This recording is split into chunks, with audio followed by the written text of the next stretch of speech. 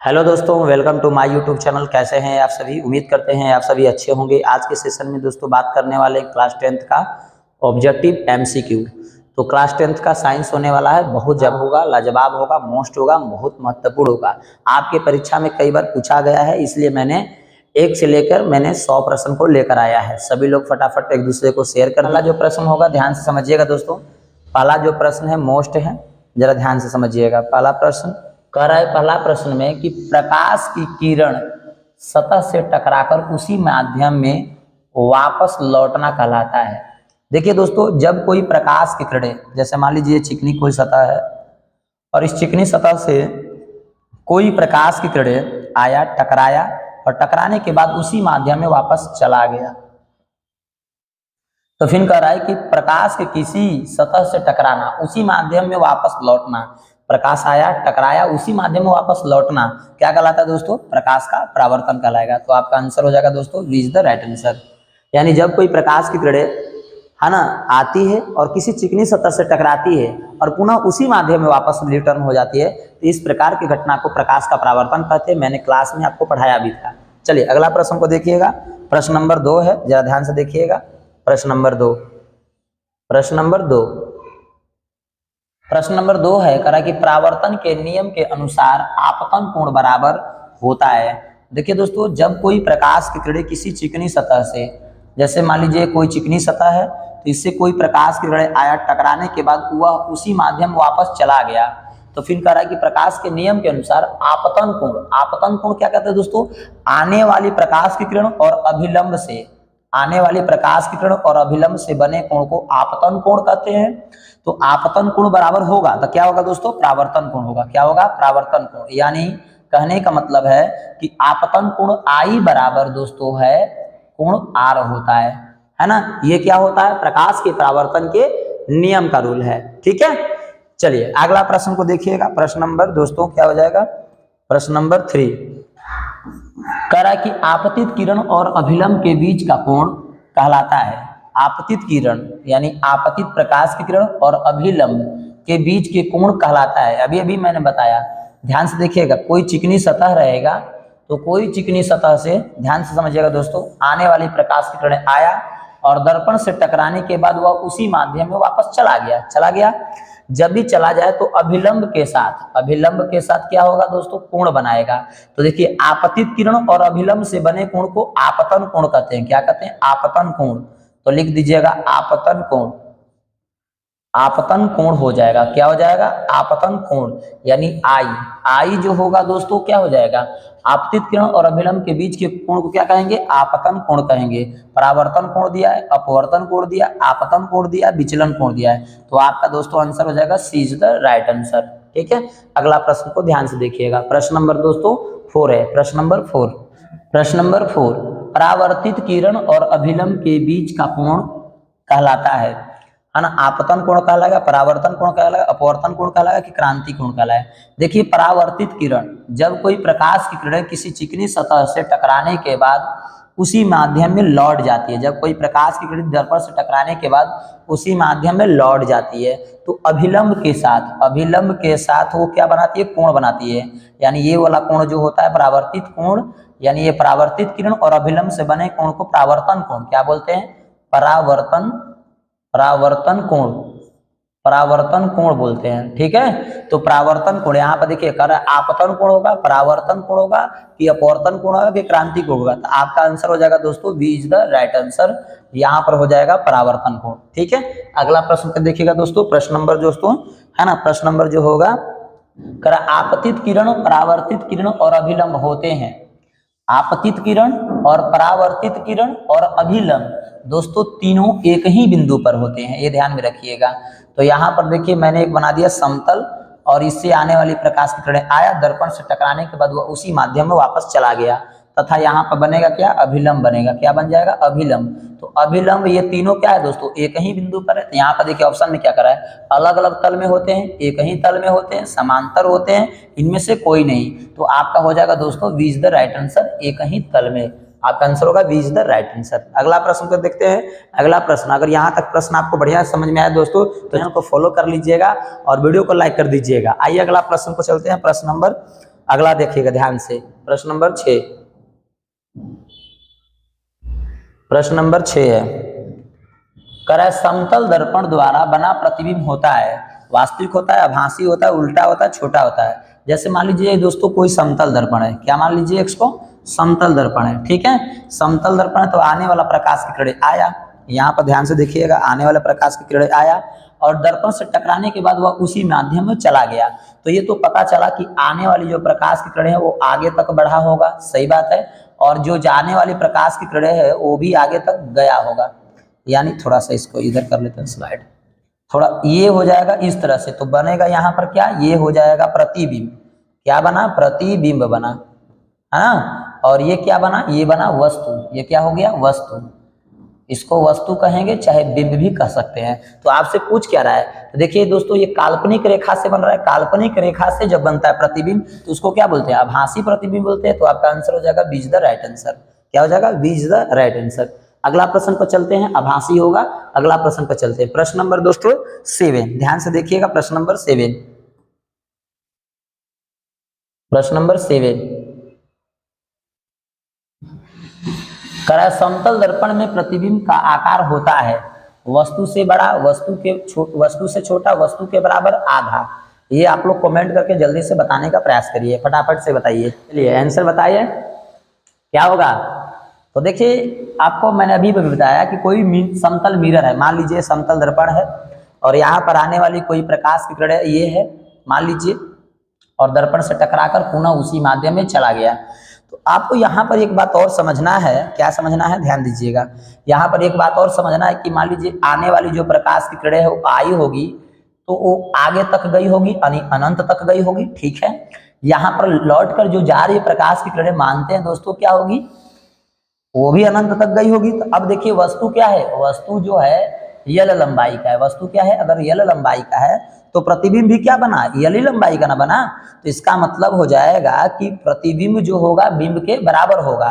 तो आपसे ऑप्शन में क्या बोल रहा है कि वस्तु से बड़ा, ये तो दोस्तों गलत हो जाएगा। वस्तु से छोटा है, ये भी गलत हो जाएगा। वस्तु के बराबर, हाँ ये हो जाएगा आपका। तो आपका आंसर हो जाएगा दोस्तों सी इज द राइट आंसर। उम्मीद करते हैं आप लोग यहाँ तक क्लियर होंगे। प्रश्न नंबर दोस्तों 8 पर चलते हैं। प्रश्न नंबर 8 आगे जस्ट चलिएगा, मजा आने वाला है। चलिए प्रश्न नंबर 8, आगे प्रश्न नंबर 8 पर चलिए।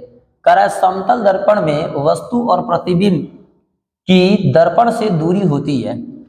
करा कि समतल दर्पण में वस्तु और प्रतिबिंब की दर्पण से दूरी होती है ना। करा कि असमान, समान, दो गुनी की आधी, ठीक है, आदि। ये बताने का प्रयास करिए, फटाफट से बताइए सभी लोग कमेंट करके इसका ऑप्शन क्या होगा। जल्दी जल्दी कमेंट करिए फटाफट से, हम सभी लोग कमेंट को देख रहे हैं। तो इसके हो जाएगा आंसर, ध्यान दीजिएगा। तो चलिए इसका आंसर बताइए सभी लोग फटाफट से। चलो बहुत अच्छे, इसका आंसर क्या हो जाएगा दोस्तों, असमान होगा कि समान होगा कि दो गुनी होगी कि आधी होगी, बताइए सभी लोग। तो इसका आंसर हो जाएगा समान। क्या हो जाएगा, समान, यानी B is the right answer. क्योंकि देखिए समतल दर्पण में वस्तु और प्रतिबिंब दोनों दोस्तों एक दूसरे के बराबर दूरी पर बनता है, ये ध्यान में रखिएगा, ठीक है। आगे प्रश्न पर चलते हैं। अगला प्रश्न को ध्यान से देखिएगा। अगला प्रश्न नंबर 9, प्रश्न नंबर 9 है, ध्यान दीजिएगा। प्रश्न नंबर 9 करा है कि समतल दर्पण में दाएं बाएं परिवर्तन को कहते हैं। दोस्तों समतल दर्पण में दाएं बाएं परिवर्तन को क्या कहते हैं। करा कि परावर्तन, पार्श्व परिवर्तन, अपवर्तन, विवर्तन।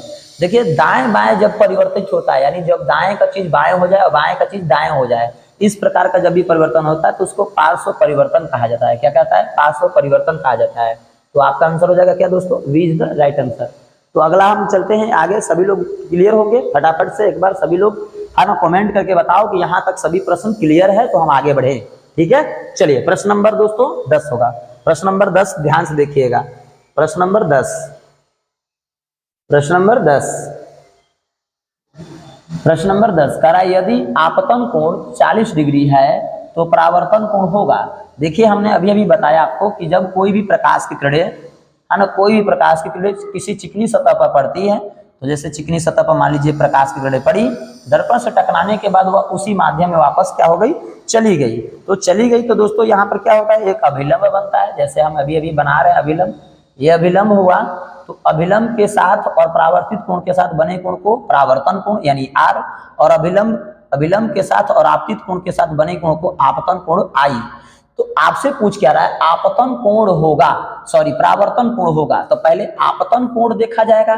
तो आपतन कोण 40 डिग्री है। इसका मतलब है दोस्तों आपतन का नियम कहता है कि कोण आई बराबर कोण आर होता है। तो कोण आई का मान 40 डिग्री है, तो लिख देंगे यहाँ पर 40 डिग्री बराबर कोण आर हो जाएगा। तो इसका मतलब कि आर वाला जो मान क्या निकला, 40 डिग्री निकला। तो आपका हो जाएगा 20 की 40 हो गए, 50 की 80, तो आपका हो जाएगा दोस्तों 40 डिग्री। क्या हो जाएगा, 40 डिग्री हो जाएगा। तो आपका आंसर हो जाएगा B is the right answer. उम्मीद करते हैं सभी लोग क्लियर होंगे। फटाफट से जल्दी से एक बार नोट करिए, है ना, फटाफट से नोट करिए क्योंकि हम आगे फटाफट से बढ़ेंगे। चलिए अगला प्रश्न को देखिएगा, प्रश्न नंबर दोस्तों 11। प्रश्न नंबर 11 को ध्यान से देखिएगा, प्रश्न नंबर 11। चलिए प्रश्न नंबर 11 है, यदि आपतन कोण 0 डिग्री हो तो परावर्तन कोण होगा, है ना, 30 डिग्री होगा, 45 डिग्री होगा, 0 डिग्री होगा, 90 डिग्री होगा। देखिए मैंने अभी भी बताया कि आपतन कोण जो होता है उसी के बराबर परावर्तन कोण होता है, ये तो बात अभी भी मैंने बताया। तो कोण आई यानी आपतन कोण को कोण आई और कोण परावर्तन कोण को कोण आर कहते हैं। यदि ये 0 डिग्री है दोस्तों तो ये आर बराबर क्या हो जाएगा, आर बराबर जो होगा वो अभी क्या हो जाएगा, 0 डिग्री के बराबर होगा। क्या होगा, 0 डिग्री के बराबर होगा। तो आपका आंसर कौन सा होगा, आपका आंसर हो जाएगा सी इज द राइट आंसर, आपका आंसर हो जाएगा। अगला प्रश्न को देखिएगा दोस्तों, प्रश्न नंबर 12। प्रश्न नंबर 12 ध्यान से देखिएगा, प्रश्न नंबर 12। प्रश्न नंबर 12 कह रहा है कि अवतल दर्पण का परावर्तक पृष्ठ होता है ना, बाहर की ओर उभरा, अंदर की ओर धंसा, समतल की पारदर्शी। देखिए अवतल दर्पण करा है, वैसा दर्पण जिसको बाहरी भाग से कलई किया जाता है, जैसे वैसा दर्पण जिसको बाहरी भाग से क्या करते हैं, कलई करते हैं, तो उसे क्या कहते हैं, अवतल दर्पण कहते हैं। क्या कहते हैं, अवतल दर्पण कहते हैं। ठीक है, तो ये देखिए एक तरह का अवतल दर्पण है। तो आपसे पूछ क्या रहा है, अवतल दर्पण का परावर्तक पृष्ठ, परावर्तक पृष्ठ मतलब दर्पण टकराने वाली। तो कह रहा है बाहर की ओर उभरा, अंदर की ओर धंसा, है ना, समतल की पारदर्शी। आप बताने का प्रयास करिए फटाफट से।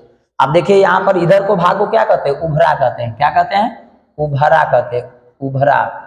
और इधर के भाग को क्या कहेंगे, धंसा कहेंगे। क्या कहेंगे, धंसा कहेंगे। ठीक है, तो अब बताइए वस्तु किधर रखते हैं हम, अवतल दर्पण में वस्तु हम लोग इधर रखते हैं, तो हम लोग जाएंगे अंदर की ओर धंसा, अंदर की ओर धंसा, यानी B is the right answer. ठीक है, अगला प्रश्न को देखिएगा, प्रश्न नंबर 13 कह रहा है कि उत्तल दर्पण का परावर्तक पृष्ठ होता है ना, अंदर की ओर धंसा, बाहर की ओर उभरा, समतल की पारदर्शी। ये बताइए फटाफट से। देखिए हम बना दे रहे हैं उत्तल दर्पण, हम बना दे रहे हैं वैसा दर्पण जिसको, है ना, आंतरिक भाग से कलई किया जाता है, उसे क्या बोलते हैं हम लोग, उत्तल दर्पण। तो देखो आंतरिक भाग से हम कलई कर दे रहे हैं, और तुम लोग बताओ कि धंसा होगा कि उभरा होगा, ऑप्शन आप लोग बताइए।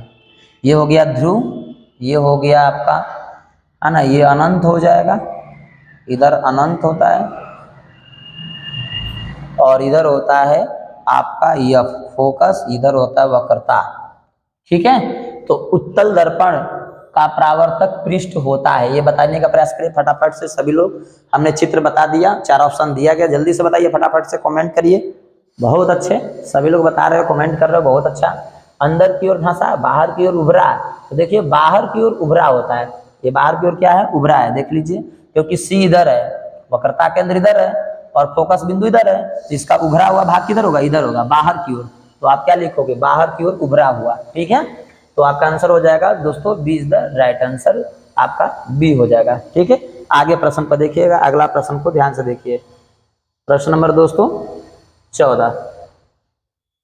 प्रश्न नंबर 14 अवतल दर्पण को कहा जाता है ना, अपसारी दर्पण, अभिसारी दर्पण, समतल दर्पण, पारदर्शी दर्पण। सभी लोग बताइए फटाफट से, अवतल दर्पण का दूसरा क्या नाम है।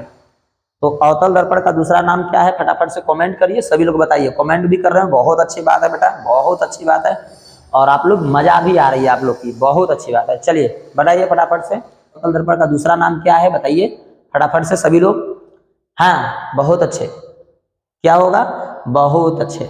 ठीक है, देखिए कोई कोई कहता है कि अपसारी दर्पण, तो अपसारी दर्पण नहीं होगा। ठीक है, क्या होगा, अभिसारी दर्पण होगा। क्या होगा, अभिसारी दर्पण होगा।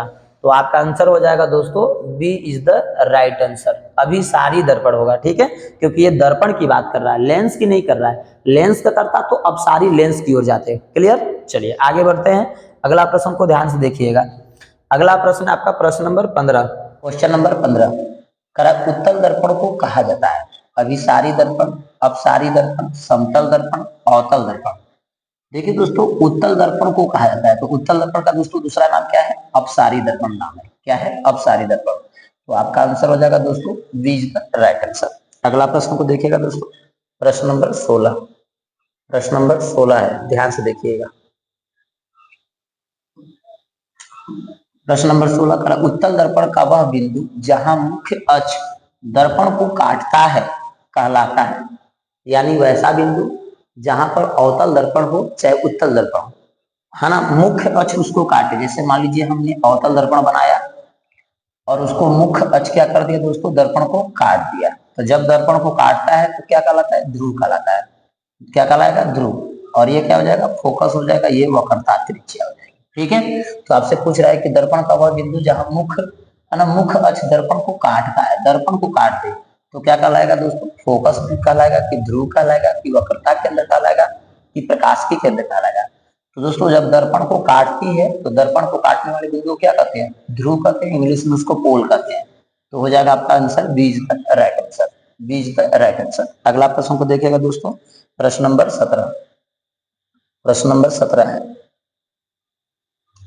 प्रश्न नंबर 17 करा गोलाकार दर्पण के गोले के केंद्र को कहते हैं। गोलाकार दर्पण, जैसे मान लीजिए यह एक गोलाकार दर्पण है, ध्यान से देखिएगा, यह एक गोलाकार दर्पण है। तो दोस्तों उसका केंद्र होगा, उसके केंद्र को क्या कहते हैं? सी कहते हैं। तो जब मान लीजिए यह एक गोलाकार दर्पण मैंने बना दिया, तो यहाँ पे क्या पास करेंगे? मुख्य अक्ष पास करेंगे। तो यहाँ पे जब मुख्य अक्ष पास करेंगे तो ये वाले को हम अगर मिला देंगे तो ये क्या बन जाएगा? एक तरह का दर्पण बन जाएगा। क्या बन जाएगा? या एक तरह का दर्पण बन जाएगा। समझ रहे बात को? तो जब ये दर्पण बन जाएगा तो यहाँ पे क्या कहलाएगा? ध्रुव कहलाएगा। ठीक है, तो आपसे पूछ क्या रहा है? गोलाकार दर्पण के गोले के केंद्र को, यानी गोले के केंद्र को क्या कहते हैं? तो वक्रता त्रिज्या, सॉरी वक्रता केंद्र क्या कहते हैं? वक्रता केंद्र। तो आपका ऑप्शन में देखिए दिए दोस्तों, ध्रुव दिया, वक्रता केंद्र भी दिया, फोकस दिया, प्रकाश की केंद्र। तो आपका क्या हो जाएगा? B is the right answer हो जाएगा वक्रता केंद्र। ये वक्रता केंद्र है और ये दोनों के बीच की दूरी, ध्रुव और वक्रता केंद्र के बीच की दूरी को क्या करते हैं? वक्रता त्रिज्या, इसे बड़ा आर के द्वारा सूचित करते हैं। ठीक है, चलिए अगला प्रश्न को देखते हैं। अगला प्रश्न को देखिएगा, प्रश्न नंबर 17, सॉरी प्रश्न नंबर 18। प्रश्न नंबर 18 करा कि ध्रुव और वक्रता केंद्र के बीच की दूरी कहलाती है। अभी मैंने बताया था दोस्तों, फोकस दूरी कहलाएगी, वक्रता त्रिज्या कहलाएगी, वस्तु दूरी कहलाएगी, प्रतिबिंब दूरी। तो दोस्तों अभी मैंने बताया वक्रता त्रिज्या कहलाती है, इसको आर से सूचित करते हैं। ठीक है, आर बराबर हालांकि 2f होता है, मैंने क्लास में प्रूफ भी किया है। ठीक है, तो ये हो जाएगा आपका answer, B is the right answer. अगला प्रश्न को देखिएगा दोस्तों, प्रश्न नंबर 19। प्रश्न नंबर 19 है, प्रश्न नंबर 19 कह रहा है कि दर्पण की फोकस दूरी यानी एफ और वक्रता त्रिज्या में संबंध होता है। ठीक है, तो आर बराबर एफ, आर बराबर 2f कि आर बराबर 3f कि आर बराबर एफ बटा में 2। तो दोस्तों दर्पण की फोकस दूरी, दर्पण की फोकस दूरी एफ, वक्रता त्रिज्या यानी आर, दोनों में संबंध होता है क्या? आर बराबर 2f। तो आर बराबर 2f होता है, तो आपका देख लीजिए आर बराबर 2f ऑप्शन में दिया है। अगर नहीं दिया रहे तो एफ बराबर निकालिए, एफ बराबर आर बटा में 2, ये दोनों ऑप्शन जरूर मिलेगा। तो आपका हो जाएगा आर बराबर 2f, ये दिया है दोस्तों बी में, तो आपका आंसर हो जाएगा क्या? B is the right answer. अगला प्रश्न को देखिएगा दोस्तों, अगला प्रश्न है अवतल दर्पण के सामने मुख्य अक्ष के समांतर आने वाली किरणें परावर्तन के बाद, अवतल दर्पण के सामने, जैसे देखिए ये अवतल दर्पण है, वैसा दर्पण जिसको बाहरी भाग से कलई किया जाता है उसको क्या बोलते हैं दोस्तों? अवतल दर्पण कहते हैं। ये अवतल दर्पण मैंने बना दिया। करे अवतल दर्पण के सामने मुख्य अक्ष के समांतर, तो देखिए ये मुख्य अक्ष हो गया और उसी के समांतर, उसके समांतर ले लेते हैं, तो उसके समांतर ये मान लीजिए मुख्य अक्ष के समांतर एक रेखा की तरह है ना। तो मुख्य अक्ष के समांतर आने वाली किरण परावर्तन के बाद, यानी ये परावर्तित होगी तो दर्पण से टकराने के बाद मुख्य फोकस से गुजरती है। कहां से गुजरती है दोस्तों? मुख्य फोकस से। तो आपसे क्या पूछ रहा है? फोकस से गुजरती है वक्रता केंद्र से गुजरती है, समांतर हो रहती है कि वापस लौटती है? तो आपका आंसर हो जाएगा दोस्तों मुख्य फोकस से गुजरती है। आपका आंसर हो जाएगा ए इज द राइट आंसर, क्योंकि मुख्य अक्ष के समांतर, ये देखिए मुख्य अक्ष होता है, ये कौन सा था? मुख्य अक्ष, तो हो जाएगा मुख्य। चलिए अगला प्रश्न को देखिएगा, प्रश्न नंबर 21। प्रश्न नंबर 21 है, अवतल दर्पण के फोकस से होकर जाने वाली किरण परावर्तन के बाद होती है ना? फोकस से गुजरती है, मुख्य अक्ष के समांतर हो जाती है, वक्रता केंद्र से गुजरती है कि रुक जाती है, ये आपको बतानी है। अवतल दर्पण फोकस से होकर जाने वाली किरण, अवतल दर्पण के मुख्य फोकस से होकर जाने वाली प्रकाश की किरणें जो होती है दोस्तों मुख्य अक्ष के समांतर गुजर जाती है। तो आपका आंसर क्या हो जाएगा? B is the right answer हो जाएगा। ठीक है, यहाँ से लाइक बनता है, चैनल को सब्सक्राइब कर लीजिएगा तथा दोस्तों के पास जरूर शेयर करिएगा इसको। ठीक है, चलिए अगला प्रश्न को देखिए। अगला प्रश्न, प्रश्न नंबर 22। प्रश्न नंबर 22 है, वक्रता केंद्र से होकर जाने वाली किरण परावर्तन के बाद, जैसे देखिए ये दर्पण है और ये हो गया आपका दर्पण, तो ये हो गया आपका मुख्य अक्ष, ये हो गया आपका मुख्य अक्ष। यहाँ पर थोड़ा सा ध्यान देना है, ये हो गया क्या? Focus, F. ये हो गया वक्रता केंद्र। अब वक्रता केंद्र से पास करने वाली प्रकाश की किरण गई, दर्पण से टकराने के बाद उसी माध्यम में वापस लौट जाती है। तो क्या बोल रहा है? मुख्य अक्ष के समांतर होती है, उसी मार्ग पर वापस लौट जाती है, फोकस से गुजरती है कि अपवर्तित रहती है, यानी अपवर्तित होती है। ये आपको क्या करना है दोस्तों? बताना है। ठीक है, तो ध्यान से समझिए, उसी मार्ग पर वापस लौट जाती है। तो आपका आंसर हो जाएगा दोस्तों B is the right answer. ठीक, अगला प्रश्न को देखिएगा, प्रश्न नंबर 23। प्रश्न नंबर 23 है, उत्तल दर्पण द्वारा बना प्रतिबिंब सदैव होता है, उत्तल दर्पण द्वारा बना प्रतिबिंब सदैव होता है वास्तविक और उल्टा, आभासी सीधा और छोटा, वास्तविक और बड़ा, उल्टा और बड़ा।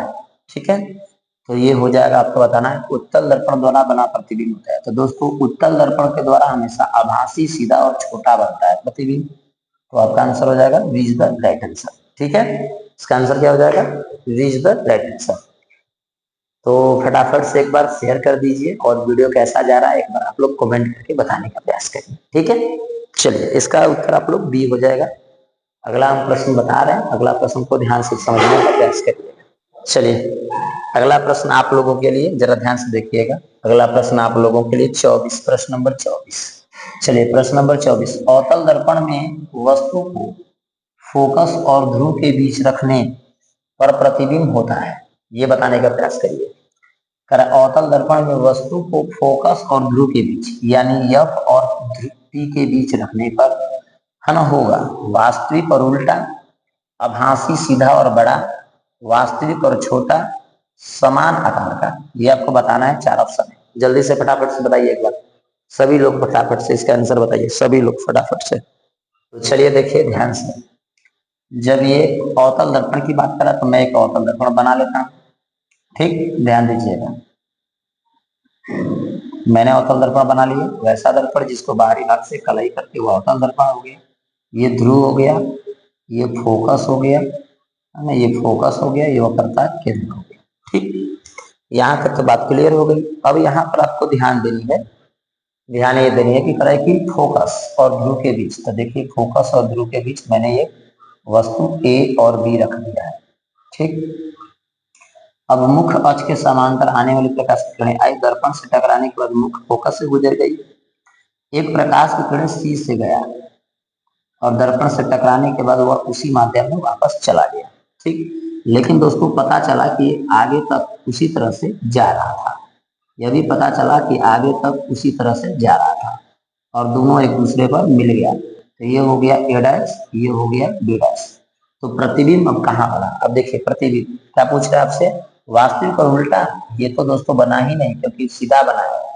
आभासी, सीधा और बड़ा, आभासी, हाँ आभासी भी है, सीधा, सीधा भी है और बड़ा भी है। वस्तु देखिए, वस्तु ए भी छोटा है, प्रतिबिंब बड़ा है। तो दोस्तों आपका आंसर क्या हो जाएगा? आपका आंसर हो जाएगा B is the right answer. ठीक है, एक बार सभी लोग इसको नोट करिएगा फटाफट से, ये हमेशा पूछा है बोर्ड में। ठीक है, ये बहुत ज्यादा इंपॉर्टेंट प्रश्न था। अगला देखिएगा, ध्यान दीजिए, प्रश्न नंबर 25। वाहनों में पीछे का दृश्य देखने के लिए किस दर्पण का प्रयोग होता है? तो वाहनों में पीछे का दृश्य को देखने के लिए अवतल दर्पण होता है कि उत्तल दर्पण होता है कि समतल दर्पण होता है कि अवतल लेंस होता है? देखिए दोस्तों, वाहन के पीछे को देखने के लिए उत्तल दर्पण का प्रयोग होता है, तो आपका आंसर हो जाएगा B is the right answer. कभी कभी दोस्तों ये भी पूछा है कि साइड मिरर में कौन सा दर्पण प्रयोग होता है, तो आपको ये बताना है कि साइड मिरर में कौन सा दर्पण होगा, उत्तल दर्पण ही होगा। कौन सा दर्पण होगा? उत्तल दर्पण होगा। ठीक है, चलिए अगला प्रश्न को देखिएगा। अगला प्रश्न है जो प्रश्न नंबर 26। आज हम 50 वो एमसीक्यू कराकर ही क्लियर करेंगे। ठीक है, 25 नंबर करा कि सेविंग मिरर के रूप में किस दर्पण का प्रयोग किया जाता है? सेविंग मिरर यानी दाढ़ी बनाने में किसका प्रयोग होता है? तो उत्तल दर्पण की अवतल दर्पण की समतल दर्पण की कोई नहीं? तो दोस्तों दाढ़ी बनाने में ज्यादातर अवतल दर्पण का ही प्रयोग होता है, तो इसका आंसर हो जाएगा B is the right answer. क्या हो जाएगा? B is the right answer. अगला प्रश्न को देखिएगा, प्रश्न नंबर दोस्तों 27। प्रश्न नंबर 27, कार की हेडलाइट में सामान्यतः प्रयोग होता है? कार की हेडलाइट में सामान्यतः प्रयोग होता है उत्तल दर्पण, अवतल दर्पण, समतल दर्पण, उत्तल लेंस। कार की हेडलाइट में दोस्तों कौन सा होता है? अवतल दर्पण का प्रयोग होता है। कौन सा दर्पण? अवतल दर्पण, क्योंकि कार की जो हेडलाइट है उससे प्रकाश की किरणें दोस्तों क्या होती है? सीधा माध्यम में आगे जाती है। तो सीधा माध्यम में आगे जाती है तो उसके लिए कौन सा दर्पण प्रयोग होता है? अवतल दर्पण। कौन सा? अवतल दर्पण। तो आपका आंसर हो जाएगा B is the right answer. अगला प्रश्न को देखिएगा।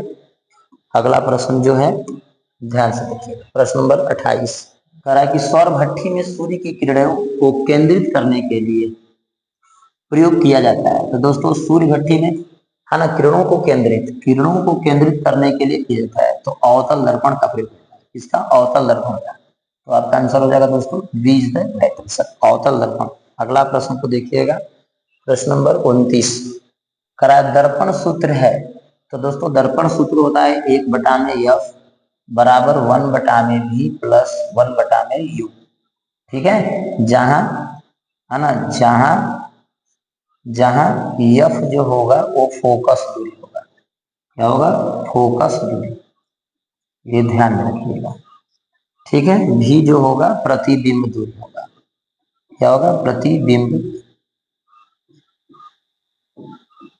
ठीक है, यू जो होगा वस्तु दूरी होगा। क्या होगा? वस्तु दूरी। ठीक, ये याद रखिएगा। तो आपका ऑप्शन कौन सा हो जाएगा? देखिए करा 1/f बराबर 1/v प्लस 1/u, आपका पहला ही आंसर हो जाएगा। ठीक है, ध्यान दीजिएगा। अगला प्रश्न को देखिए, प्रश्न नंबर 30।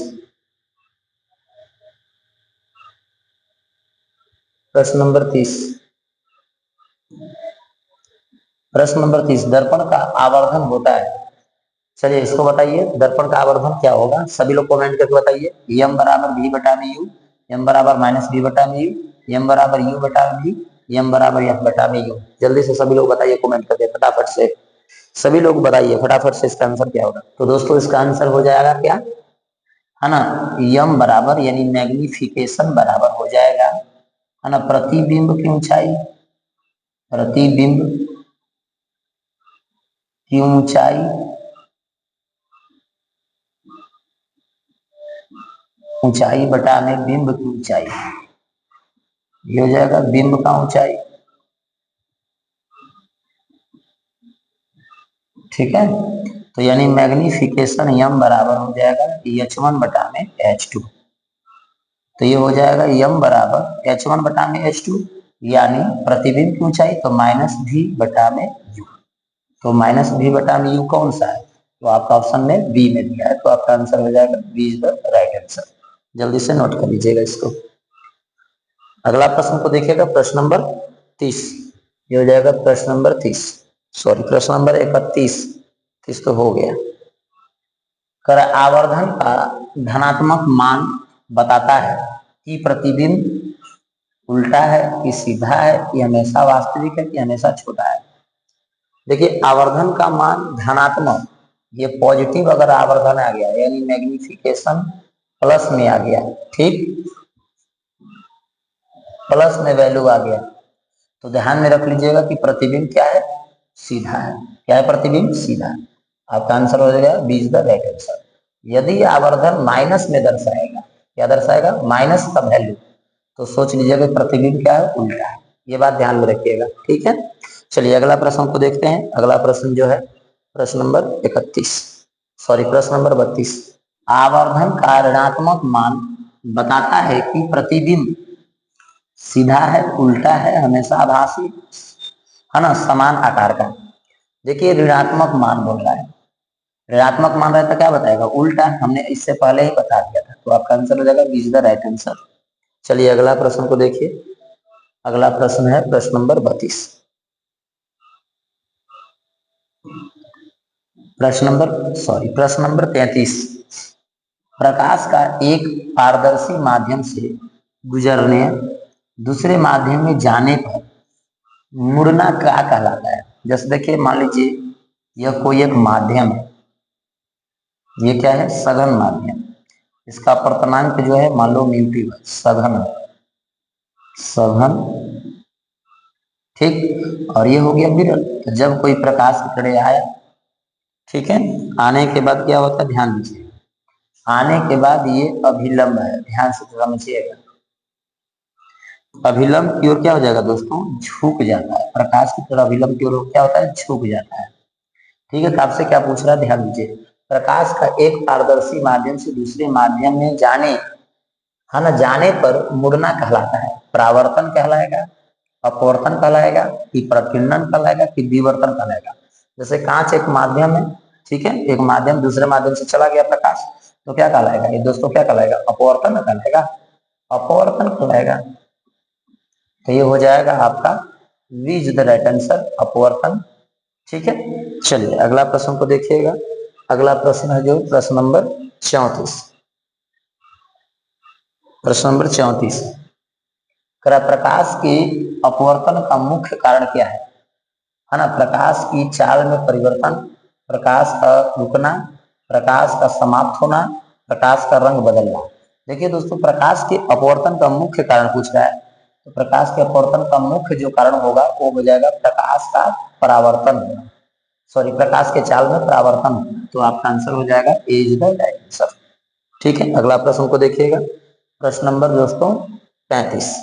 प्रश्न नंबर 35, निर्वात में प्रकाश की चाल लगभग होती है, तो प्रकाश की चाल जो होगी वेलोसिटी की 3 × 10⁸ मीटर प्रति सेकंड होगा।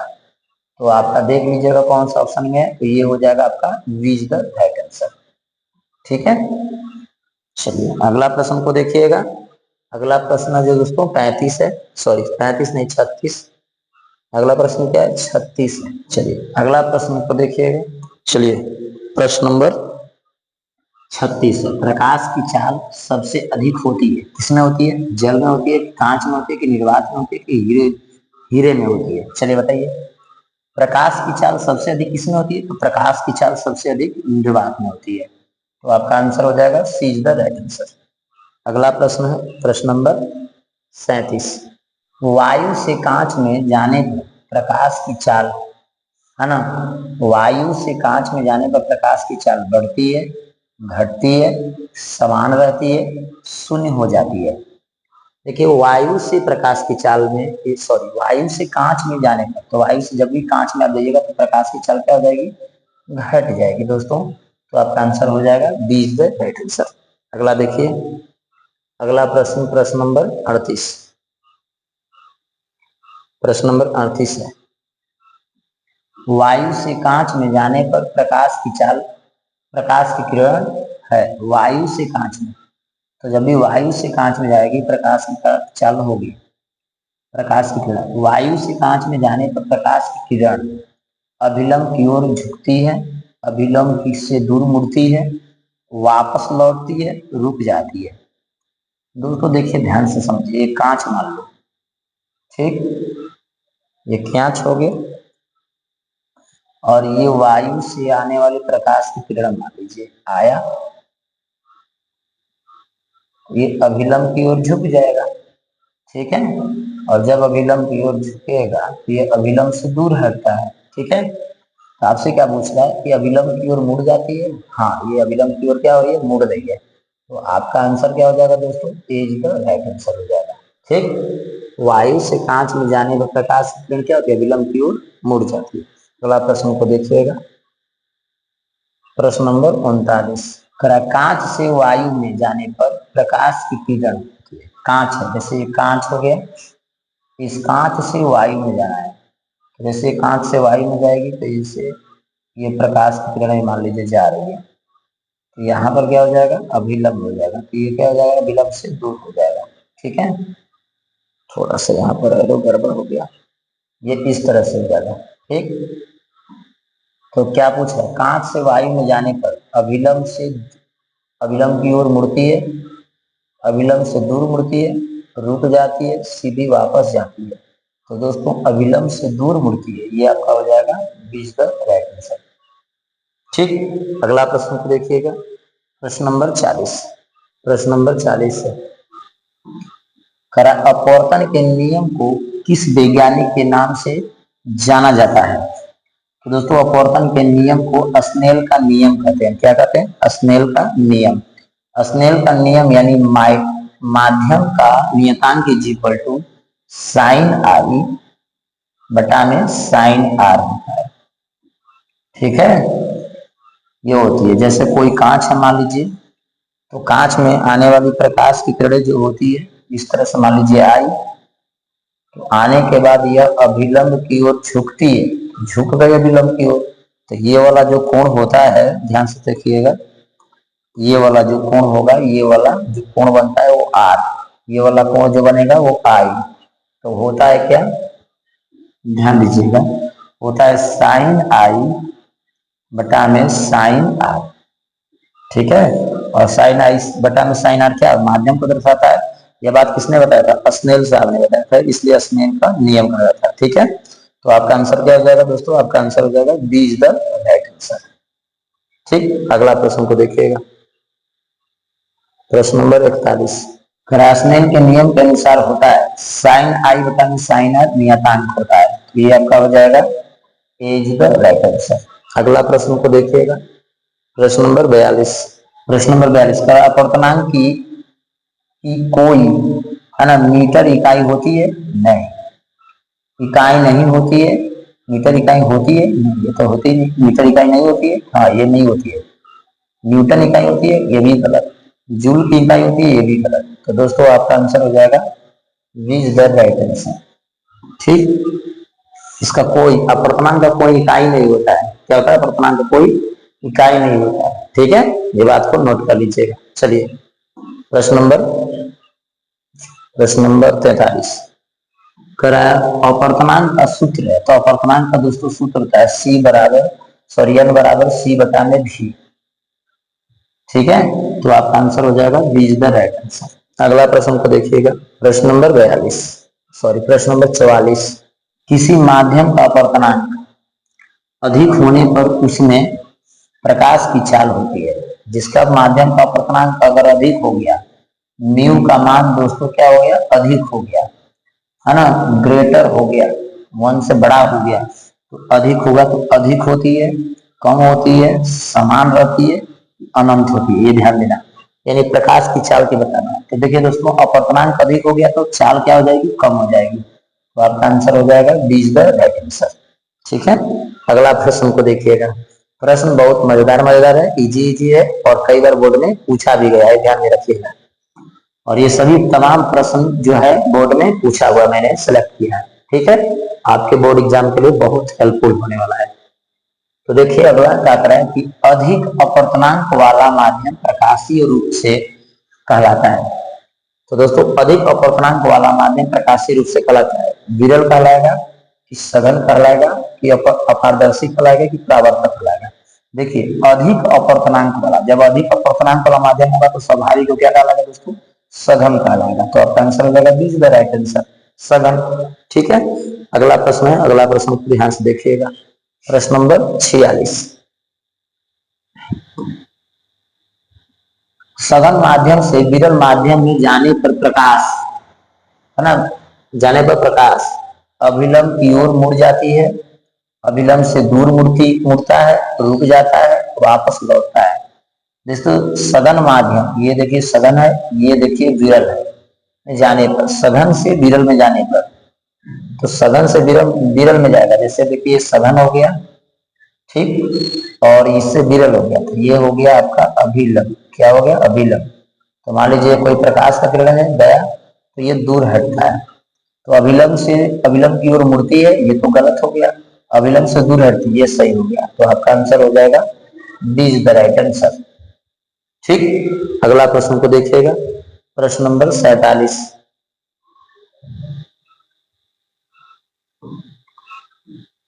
विरल माध्यम से सघन माध्यम में जाने पर प्रकाश, विरल माध्यम से सघन माध्यम में जाने में प्रकाश अभिलंब की ओर मुड़ जाती है, अभिलंब से दूर मुड़ता है, अभी वापस लौटता है, रुक जाता है।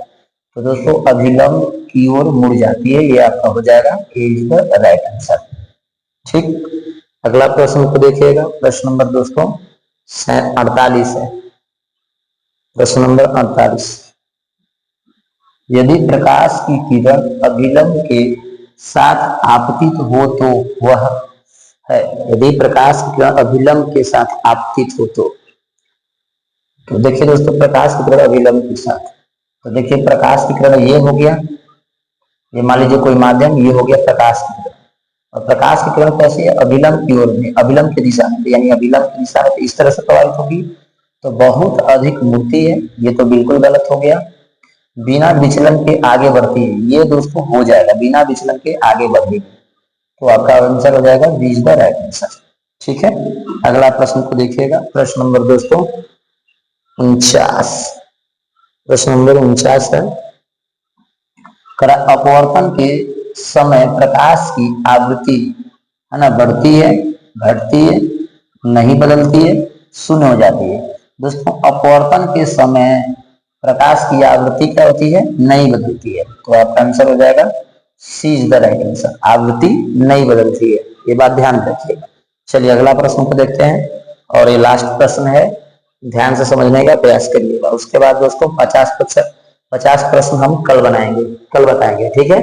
और वीडियो कैसा लगा एक बार जरूर बताने का प्रयास करिएगा, कैसा है, वॉइस कैसा जा रहा है एक बार जरूर बताइएगा।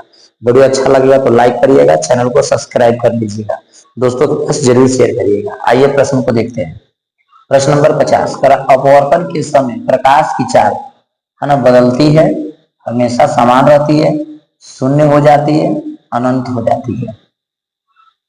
तो दोस्तों अपवर्तन के समय प्रकाश की चाल की बात करें, किसकी बात करें? प्रकाश की चाल की बात करिए, तो हमेशा क्या होती है? समान रहती है, क्या होती है? हमेशा समान होती है, ठीक है। अपवर्तन के समय शून्य हो जाती है, अनंत हो जाती है, बदलती है। अपवर्तन के समय प्रकाश की चाल बदलती है, सॉरी दोस्तों ये नहीं होगा, गलत हो गया, ये बदलती है, ठीक है। तो आपका आंसर हो जाएगा दोस्तों ए इज द राइट आंसर। तो दोस्तों उम्मीद करते हैं आप लोग मेरी बातों को अच्छे से समझ गए होंगे। मिलते हैं दोस्तों नेक्स्ट वीडियो में एक नई वीडियो के साथ, एक नए सेशन। जय हिंद दोस्तों।